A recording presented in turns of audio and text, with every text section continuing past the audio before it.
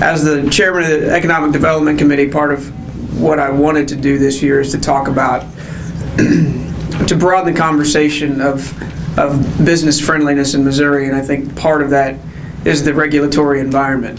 And many times, I think Republicans and Democrats in this building would readily admit that businesses in some cases are over-regulated, and there are burdensome things thrown at them that cost them money, sometimes cost them profit, and those are things that certainly have an impact. And so the motivation for the House Bill 677 is to help small business owners have a way to push back against what could be seen as an overly burdensome regulation. And so there are two parts of it. One basically says that small business would have the opportunity to petition for some financial, basically a tax credit for the demonstrated cost of the compliance to a regulation that was deemed to be overly burdensome. There are safeguards in place: $250 per employee,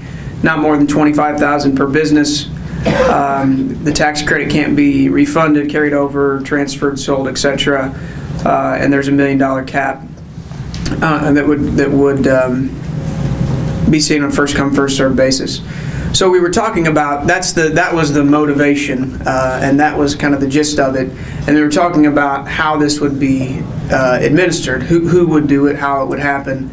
And I was made aware of, with conversation, the Department of Economic Development of what is called the Small Business Regulatory Fairness Board that is currently in place, but is being, I think, underutilized would probably be a bit of an understatement, actually. It just doesn't really exist in any serious form. And so you have a board that was put in place to help small businesses fight back and have an outlet to fight back against unfair regulation, and yet the governor is not putting members on the board, and it's largely sat idle for a good period of time. And so this would also, after finding out that information, we changed the makeup of how this board would operate, and it would be 3 members appointed by the Speaker, 3 members appointed by the President Pro Tem of the Senate, and 3 by the Governor.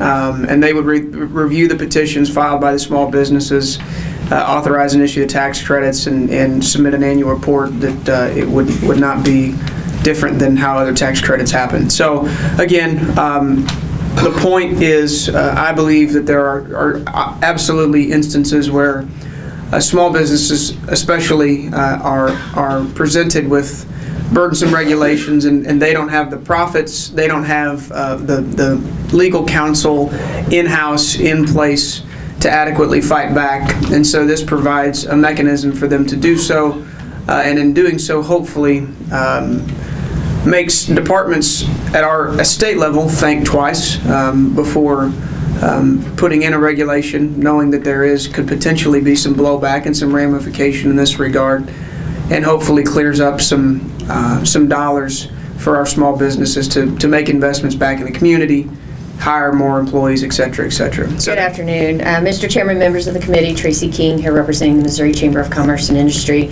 I have attended some of these meetings. We have members who have served on the board who have expressed frustration that the board doesn't meet, and when they meet, they're not really there to do the business that they do. So we would like to see the board revitalize also, and with that, I'd be happy to answer any questions. Any questions for this witness? Seeing none, thank you for your testimony. Anyone else?